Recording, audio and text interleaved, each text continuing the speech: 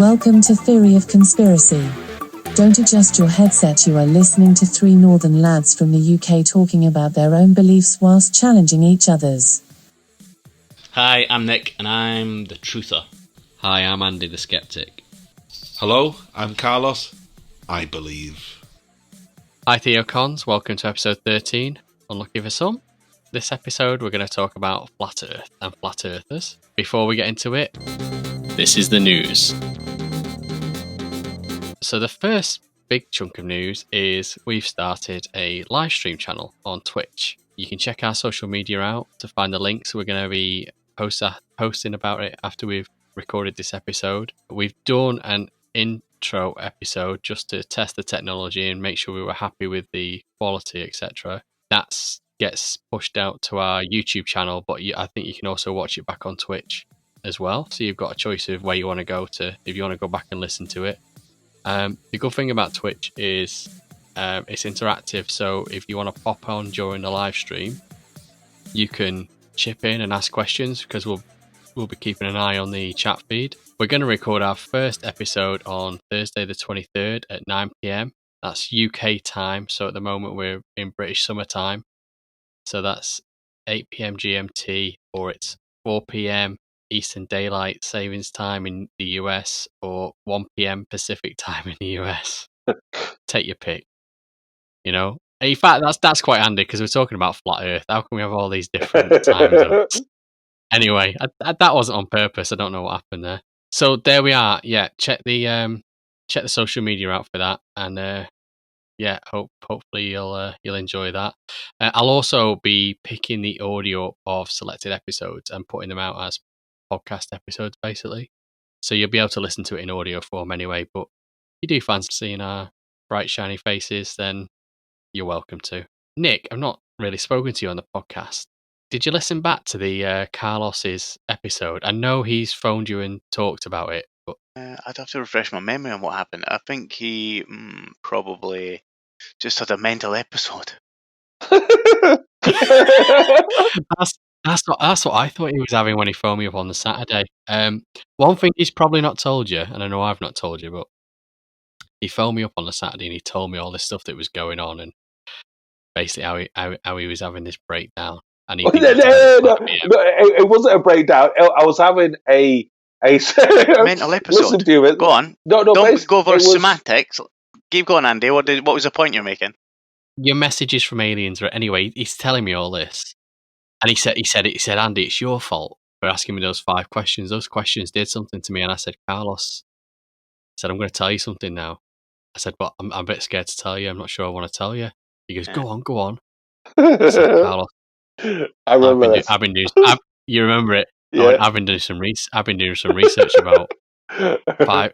If I ask you 5 questions, it doesn't matter what your answer is. But when I ask you the 5 questions, you fall in love with the person that's asked you the questions. and Carlos says to me, I said, what? I said, you what?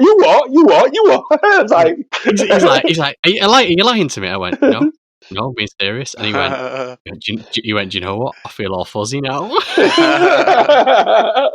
Yeah, definitely a mental episode. In other news, listeners, I did mention we put some of our Twitch videos on YouTube. I'm also putting some of the podcast audio onto YouTube. And we've joined the ranks of David Icke and Brian Rose, and we've actually had one of our videos taken down. Yeah, apparently there was hate speech in it. So not sure what happened there or what words they picked up, but I tried appealing against it and got an answer back within 9 minutes. So definitely no human was involved. It's some sort of computer algorithm, and it's just taken what I've responded and gone, nah. But I asked them to tell me what it was. You don't make that mistake again.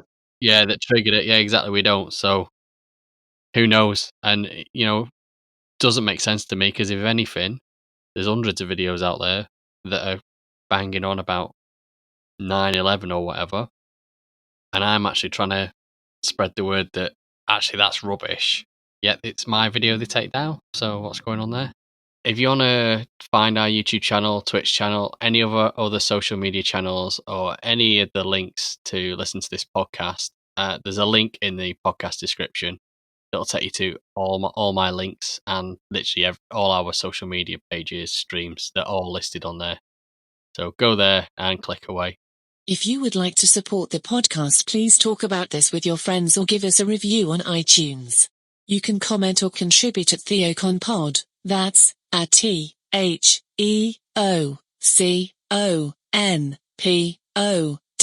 or check the link in the podcast description. Listen up, this is the main bit. Let's chat about Flat Earth. So I know that this has been it's a big part of Carlos's life. He keeps wanting to talk about it all the time. He's always pushing Flat Earth. So yeah, Carlos, take it away. Yeah, flat Earth. Just to clarify, peeps out there, is I'm not a flat earther. I don't believe in flat Earth, but I find it fascinating. It's gathering momentum. So much so, people like Netflix, Amazon Prime, YouTube are making lots of documentaries about it. So, and these are no longer people that you call like you weird, wonderful people who just think out there and trying to thought provoke and get people's attention. These people are intelligent people with millions behind them because clearly they're making these documentaries traveling the whole world with crews. And the two main people behind it is a guy called Mark Sargent and Patricia Stay. They've made they've made a lot of money out of it because obviously they're traveling the world. But these people seem to have evidence and going on lots of chat shows, everything from This Morning to documentaries around America, Australia, all these parts of the world, and nobody seems to put them in the place, which is like a lot of these people like Neil deGrasse Tyson won't take him on in an argument. Brian Cox won't take him on an argument. They say, "Oh, they're not worth my time." Do you think it's let's take for example Brian Cox. Yes. Do you think he's definitely had people come up to him after a gig or whatever and go, so yeah, but that's all rubbish though, flat Earth though, innit? And he's probably come back with something really clever and gone, well, how do you prove that? And the guy just turns around and goes, yeah, but it's just science, innit? They're just lying to you. It's just NASA. They're just lying to you. And he basically doesn't have an argument against it. And maybe that's why they don't want to, not saying they don't want to publicly take it on, but that's why they're just going, it's not worth my time because it doesn't matter what I say. You're not going to win them over. You're just going to come out with something absolutely ridiculous like, yeah, but all history books are wrong and they're just lying to us. And you're just going to, that's it. You can't argue against that. But I just thought if someone like Neil deGrasse Tyson or Brian Cox, Professor Richard Dawkins, or just I'm naming scientists now, but they could just have a debate with these people and just take them to town, just nail them. But they don't, because I find that these people like this Mark Sargent and Patricia Stay. I've watched a lot of their documentaries, just because obviously you're bored of it. I just find it fascinating when I think if people are wondering what it's called, the one on Netflix, which is a recent one, it's called Behind the Curve, and that's quite a really good one. It's on Netflix, and clearly they've got budgets put behind them. They're not like, oh, they're just throwing it together. So clearly people think, you know what, there's something in this, or maybe there's a market for it.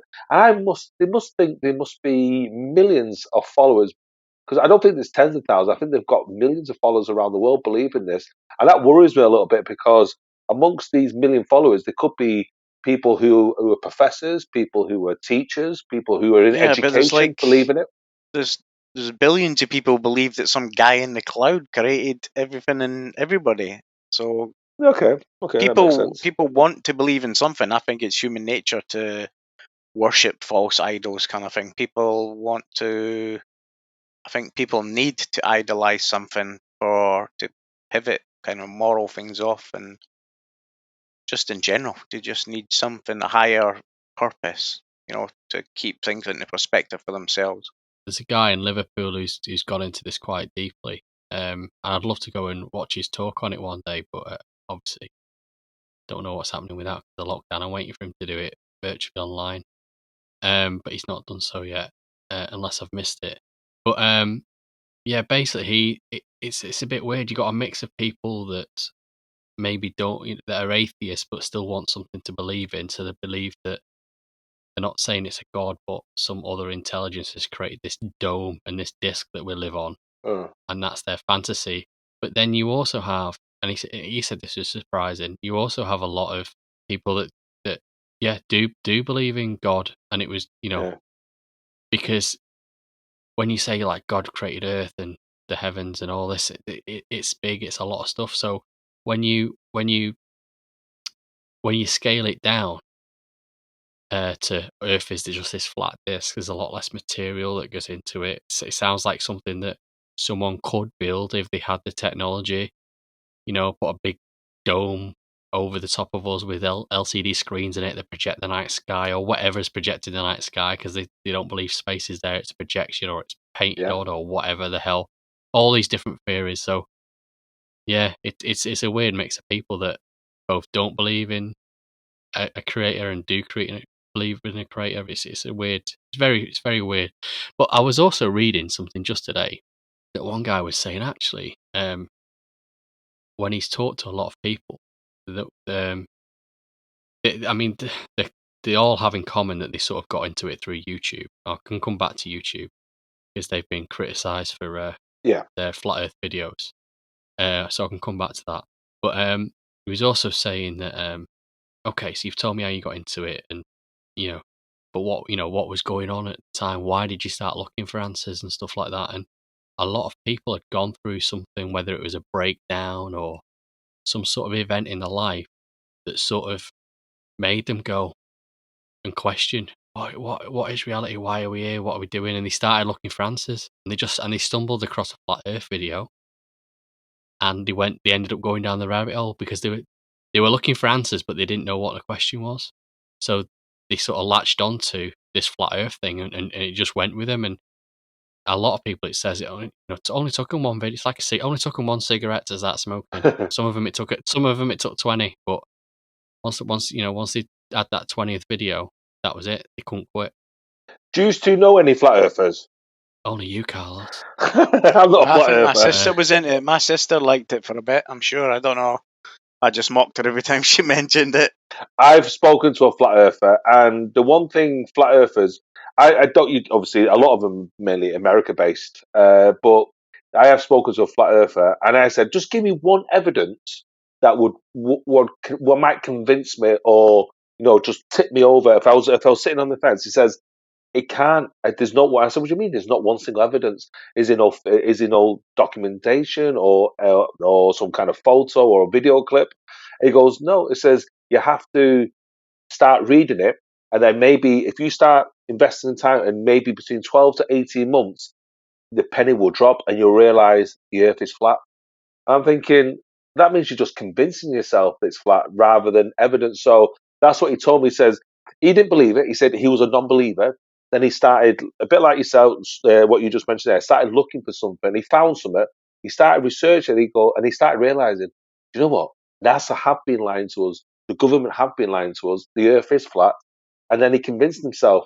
He says, but there's no smoking gun. What will say, yeah, this is the reason why the Earth is flat. It's something like you sort of go on some kind of pilgrimage, and then suddenly the penny drops, and yes, the Earth is flat.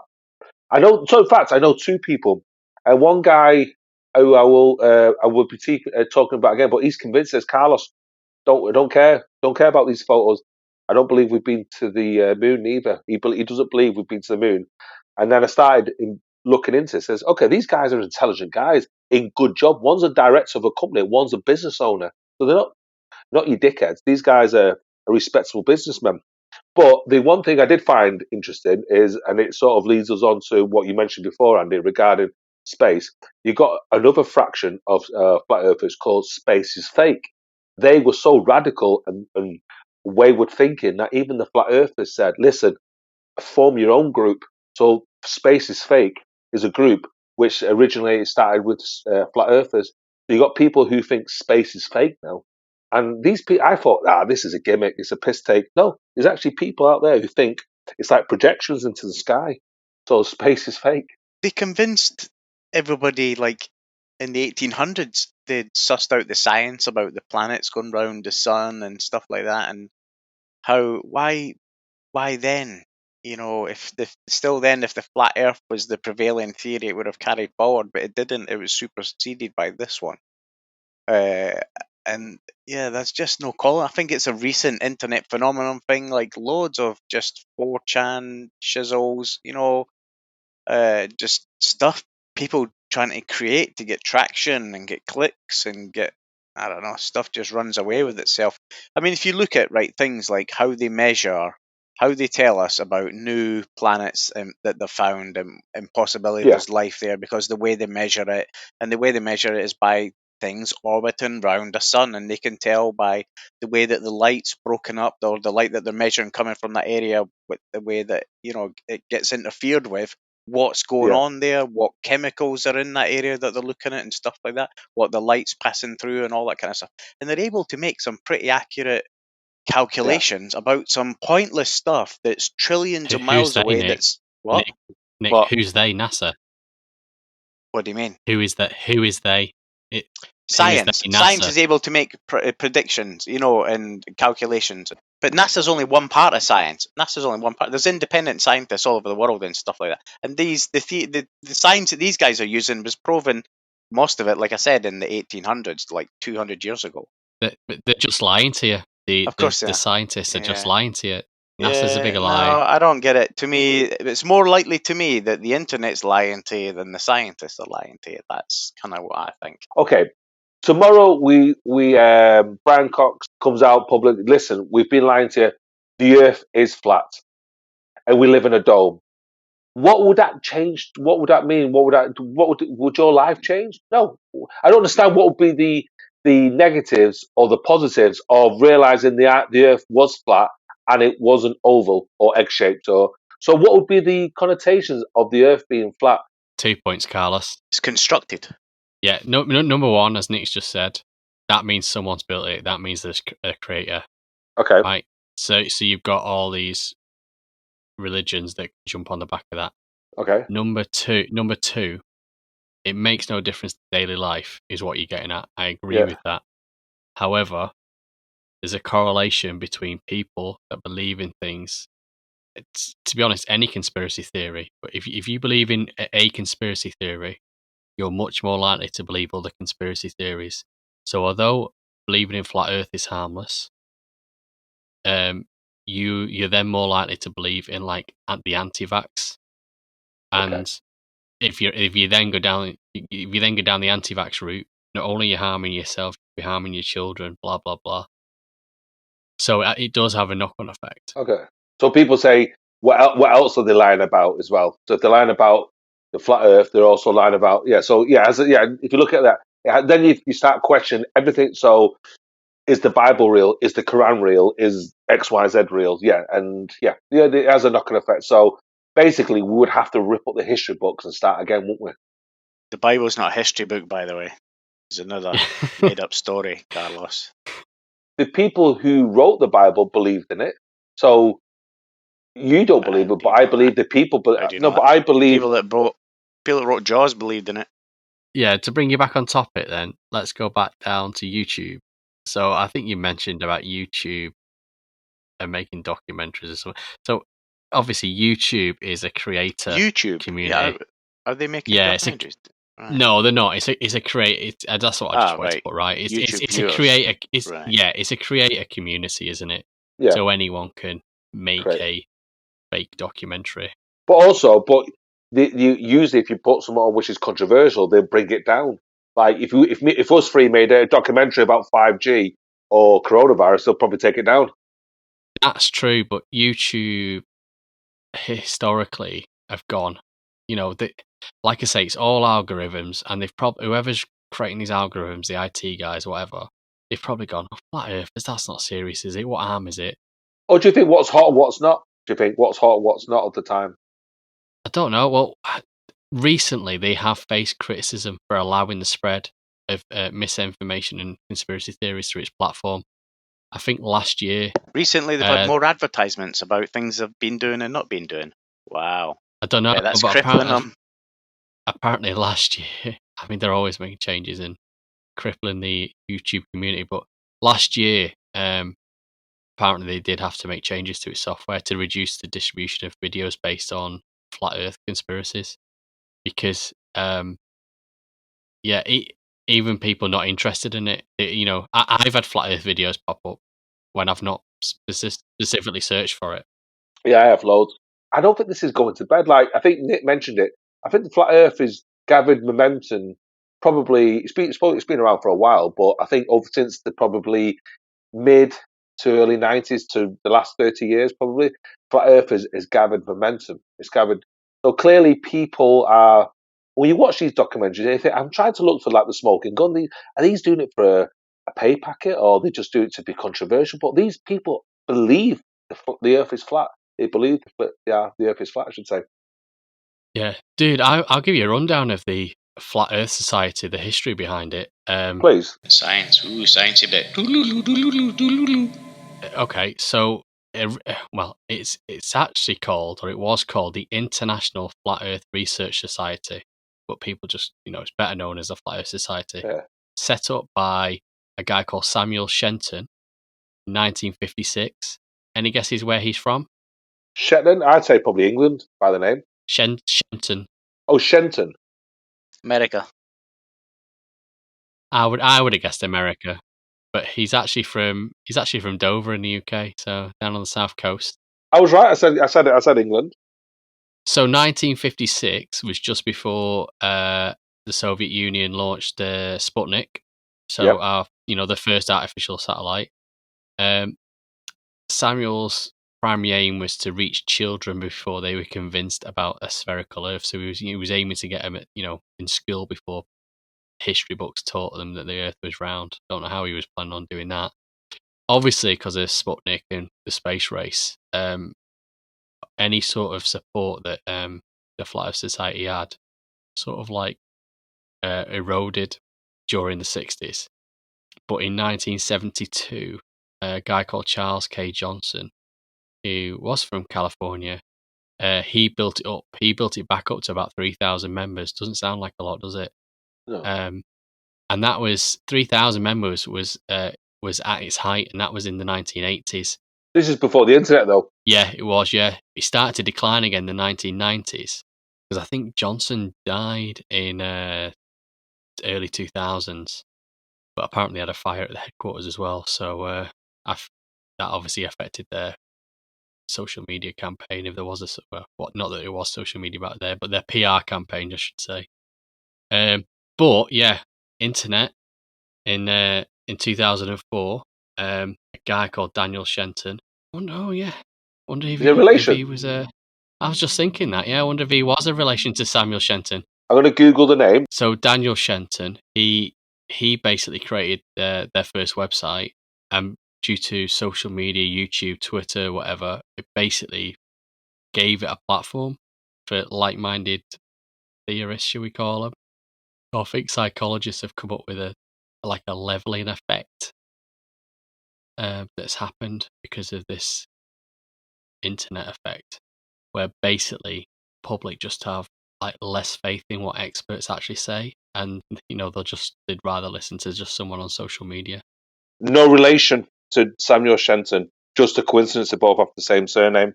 Just that in general, more people with lower IQs are getting larger platforms, I think.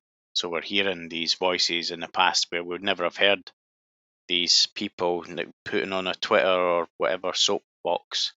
They can reach a lot more people, and just little pockets garner more, strength, and more, like lots of little pockets of hundreds of people. Anyone can have a platform, can't they? Even little 5-year-old kids can have multi-million-pound YouTube channels. It's crazy, but why? I think society's just dumbing down, man. I think we are we're easily stimulated visually, aren't we? So we'll sit and gawk at something, pictures and satellites and statistics and noises and stuff like that. That's just where we are now. 100 years ago, everybody had to read everything. Nothing was being played into people's eyes like it is now. So our brains worked differently then. We had only a certain section of society was ever interested in seeking this knowledge out, or even had the privilege to access it in the first place. It's only it's more recent times where that's become more available to wider population. But 100 years ago, nobody thought like these idiots. There was none of this around, was there? Yeah, do you know what as well, Nick? It's just thought has literally just come to me. So everyone's blaming the rise of social media for this leveling, this dumbing down effect. But if you think about it, and this is why I sort of held back on saying if you know I was going to say if you were to read something published by a scientist in a newspaper, why would you not believe that over something you believe on a YouTube video? And the reason is journalism also has got so bad these days, and I say it all the time. You cannot believe one single thing in the paper. No, You true. can look at a page in a paper and not realize that you are basically reading an advert. But what it looks like is columns of other articles, but they're literally paid for. They're paid to look like that. Nowhere on there does it say this is an advertisement. Some papers are credible and do put this is an advertisement somewhere on that page. But you can look at page 13 and page 14 of a newspaper, and one of them could be paid for by a company. And the article is all about, I don't know, men that wear red socks sleep better at night, right? And it could be this whole thing. I've just made that up off the top of my head. It could be this whole thing about sleep patterns that the people have found, and it won't mention anything about beds in there, but that could be paid for by some sort of bed manufacturer or mattress manufacturer, because they know, well, if we get people thinking about their sleep and we slip in here, we've had an expert come and he says, oh yes, if you do wear red socks, this is the bullshit reason why you get better sleep. But it also does help if you've got a good mattress, and if you go to sleep at this time and you wake up at this time and you don't drink coffee, and they mention all these things. Subconsciously you're thinking, oh yeah, I could do all those things, and do you know what? I have had my mattress a while. I might go and buy one. Mattress sales go up. That's just one example. There's other examples where papers will just nick stories off each other just to fill column inches. Yeah. And these are based on bad science. Even places that do like these polls, you get paid, right? You get paid 10p every time you fill in a survey on the internet, right? Yeah. What are you bothered about? Are you bothered about your 10p, or are you bothered about putting true answers? Because after you've done the first couple, you're just going to go click, click, click, click, click. I'm not really bothered. I'm going to answer what you think you want me to answer. I'm not really going to think about these questions. I'm just going to get through it as fast as I can, because I've been told if I do 100 of these, I'll get a tenner of it. I'll get a tenner at the end of the month. They then use that to publish some sort of weird statistic, which is it's then used by exactly what I've just said. Some cockamamie statistic just to go and sell something. It doesn't matter what you're reading or viewing. You should always be skeptical about what the message is and why it's being played to you. You know what I mean? You should never take anything on face value. It doesn't matter how harmless it seems. Who do we believe, or what do we believe? Because do we believe what NASA's telling us? Do we believe what Neil deGrasse Tyson should say is telling us, or what Brian Cox is telling us? That's the bit. It's a minefield. It is a minefield. But if Brian Cox is telling me something on social media or on a TV program, I'm likely to believe that it's whatever he's saying has been well researched. He's got a scientific background, well educated. I'm going to believe that. Do you believe it? Would you believe him if he was just a guy from Dream? Well, if you think about, I know we mentioned this the other week, Carlos, the Infinite Monkey podcast. Yeah, which is fantastic. They have a lot of scientists on there, but they also just throw in comedians as well. But saying that, a lot of comedians do have a university background. But saying that, they're still just comedians. But the thing with that is you do take it tongue in cheek, because you realise that some of the stuff they're saying is just for a laugh, because it is. Although it's a scientific program, it is also in the comedy bracket, a bit like our podcast. Yeah. The only news I really take in, and you do have to sift it through, is the likes of your world news, is stuff that this is what's happened in the House of Commons today, or this is some attack that's gone on here, there, or everywhere. Do you know what I mean? That sort of world news, I'll take in, but at the same time, I know that what we're seeing is filtered through editors. Everything we see and read is filtered through editors. So you can watch a BBC or an ITV or a Sky News broadcast in the UK about a piece of news, say, in another country. If you go and look at that news broadcast by a different country, they've got a different spin on it, a different political agenda, you'll get a slightly different message. You might get more information, you might get less information, you might get a twist on it. So it's absolutely everything you're subjected to, unless you're witnessing it firsthand, is going through someone else's edit filters for political reasons. It's quiz time. Right, guys, I'm going to bring some fun background to it. Yeah, quick quiz for you, right? So 2 rounds. Round 1, Flat Earth Society. So prior to the Flat Earther, the term Flat Earth Man was used to refer to people who believed in the Flat Earth theory. But when was that term first documented? Give me a year. I'd say probably 1962. Flat Earth Man. I don't know.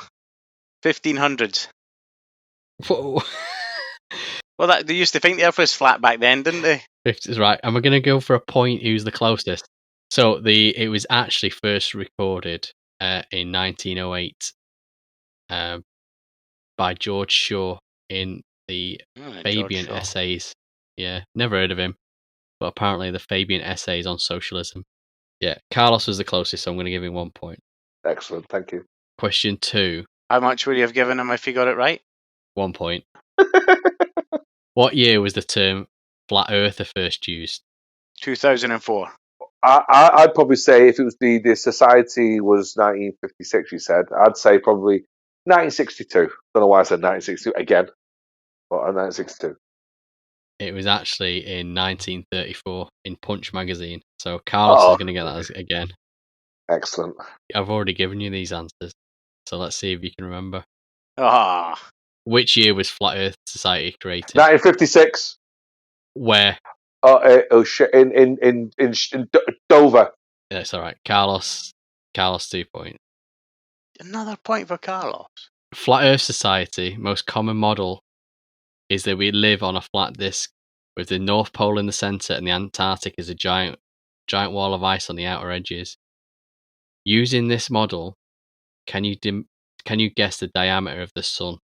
Nick, over to you first. The diameter of the sun would be 120 feet. I'm going to say 2 miles. Alice, 2 miles. Nick, bonus point, diameter of the moon. 25 feet. 1.8 miles. Carlos, given that you're only 0.2 of a mile out, you're closest. In the difference between the sun and the moon. So apparently they're the same size, but they believe that both the moon and the sun are 32 miles across. So again, Carlos is 32 miles across. They reckon they've made a disc in the sky that's 32 miles across. Yeah. You can't even make a bridge that's 32 miles across, can they? Round 2, Nick, this is your comeback, right? Is it the picture round? No, that'd work well on an audio podcast. So this is the real world, right? So if you weighed 100 pounds at the North Pole, how much would you weigh at the equator? You would weigh 110 pounds. You should weigh more, so I say 4 times more, so 400 pounds. Jesus Christ, Carlos. Only if you had donuts when you walk all the way from the North Pole to the equator. Holy moly. Nick, you've definitely got a point back. So you would actually weigh 99.65. You'd weigh slightly less because you're further away from the center of the pole. Center of the earth. Right, yeah. Nick, as soon as you're behind, I'm going to give you the first option. I don't know. Or do you think that's a disadvantage? No. Do you want to hear what Carlos has to say first, and then you can? No. Okay. Well, I'm winning 6-1 out. I thought so. 6-1. Keep score, Carlos. I'm keeping score. It's actually it's 6-1 spot on. Jeez. What year did man first propose that Earth was a sphere? This is multiple choice. Was it 1000 BC, 500 BC, 100 AD, 500 AD. That's for you. I know the answer to this. 500 AD. Okay, Carlos. 500 BC. The Greeks. It was Pythagoras. Yeah. Was it? Oh, another point to Carlos. Oh, Carlos. fucking! I'm good at it. That's a good point. Okay. You deserve that one. I'll give you that one. Was Aristotle a flat earther? I'm going to say no. Fuck it. That's clearly a trick. You know what I'm going to say? My head says no, but my heart's going to say yes, just to be the opposite. So yes. Okay. So he believed the Earth was a sphere because of the way it cast a circular shadow on the moon during an eclipse. So he wasn't a flat earther. So point to Nick. Okay, I knew that, but I thought it was one of the trick questions. Like it. Yeah, that was 300 BC-ish. Another true or false. In the time of Columbus, most people believed the world was flat. True or false? True. I'm going to say I say true because a lot of people were scared that they would just sail off the edge. It was false. People in the 15th century knew the world was round. Columbus was more worried about the distance to the New World than the risk of a flat Earth. I think it's a I think some people was, but I bet the population were still idiots. According to this, most people believed that the world was round. Kind of wiki says. So I'm glad they weren't that stupid then in 1500 years, 500 years ago. We're stupid. I take back everything I said about those. Definitely getting stupider. Last question.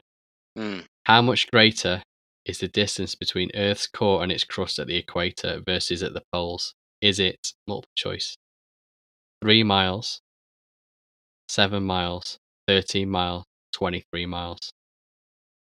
So that's the centre of the Earth to sea level. I know this. I think from if you cored right through the centre right through, it'll be 43 miles or 42 miles or something. So what's half of that now? What options have we got? 20 something you said, didn't you? 20. 3, 7, 13, 23. I can say 23. 43 miles, is that what he said? Yeah. So what's the answer? Maybe on the number 258 bus, Carlos. I'm waiting for Nick, and I'm gonna give him 5 points if he gets this right. Yeah, I'm gonna say 7 miles. Oh, dude, you were out. It was 13. It's 13 miles. Oh, next one. It's 13 miles greater at the equator than it is at the poles. You could have equalised, but as it was, Nick, you got 2. Carlos has 7. It was a tough game. I did my best. That's all I can say. Hopefully, we've not convinced any people to become flat earthers, but I do recommend people out there just read it just read about it, and I find it fascinating. I don't believe it. I just find it fascinating. Yeah, just Google 7 ways to prove the Earth is round. Stick around for some bloopers and outtakes, and if you have enjoyed this, please give us a like and subscribe. Carry on, this is all going in the bloopers. Yeah, you say you're not doing it. It just sounds like you're doing it. I'm an alpha male.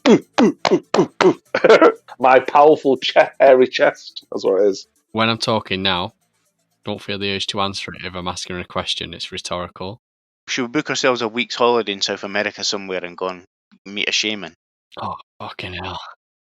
Sorry, I can't resist. You know, I'm only fucking 12 years old at that, so... No, it's not right. Physics, fuck physics. I'm more important than physics. Don't do drugs, kids. 9.